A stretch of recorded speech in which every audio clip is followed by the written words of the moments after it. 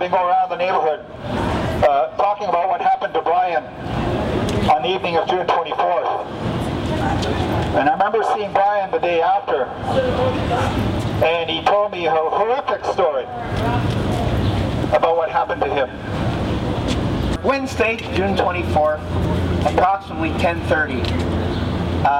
There was a sandwich thrown to me, and I threw it back because I can't eat peanut butter. And then I kicked the door in frustration and walked away, and that's when I got jumped by 5 other staff members here. 2 of them I know their names. Staff don't respect the clients don't respect the staff, and it's just one total mess of a prison here. The only reason I came into this place 2 months ago was because my shack burned down in the Don River, and I spent all night in the referral center because there's no beds anywhere in the city at the time.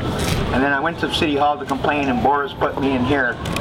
And then I had some seizures and back problems, and then I couldn't get out of here for 2 months. I was just feeling well enough to move back out when this happened too. That was the worst part. If I would have left 4 days earlier, I would have been a lot better off. To me, it's a symptom of the crisis that's in our shelter system today, that people are being treated the way that Brian describes. But I think that crisis is exacerbated today by a city that's unwilling to strike a fair contract with its employees and its workers who are here supporting us today.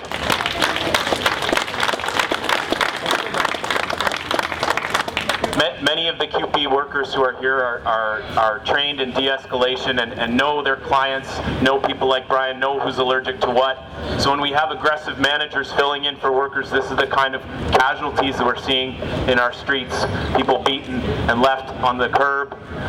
The other thing that I think causes great consternation and concern for me is that Brian did try and make a complaint, did try and file charges against the people who beat him up.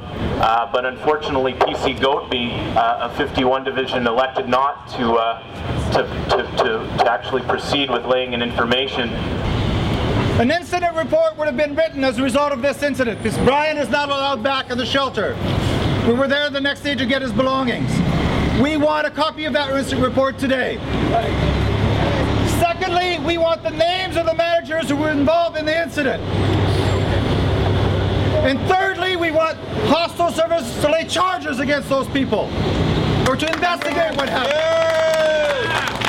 And I've been going back and forth to the Merge and the fracture clinics, and I was just there again yesterday, and they told me wait another week because I got too much swelling still after 2.5 weeks on my knees. So it's kind of hard to judge what's going to happen there. But the Merge doc told me I had cartilage damage and ligament damage in my knee. So until the swelling's gone out enough, they're not going to be able to determine what they have to do. Yeah, I've been sleeping in different parks the last few nights. Actually, I slept with John there up in Mountain Gardens again last night. The night before I slept up there by myself, and the day before that I slept down at St. James Park.